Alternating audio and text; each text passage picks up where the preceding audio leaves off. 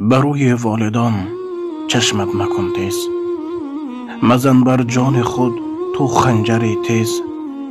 کی بود آن مادری بیچاره غمخوار، پدر بود روز و شبها اسبه کار. شده امروز جوانی پهلوانی، پدر مادر ضعیف و ناتوانی. به طفلیت نگهبانی تو بودند، شب و روز اسبه نانی تو بودند.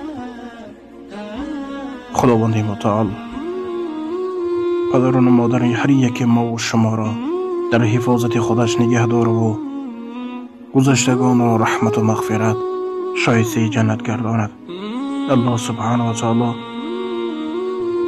همه پدران و مادرانی که نیت خیری در دل دارند جامعه عمل گرداند. و السلام علیکم و رحمت الله و برکاته.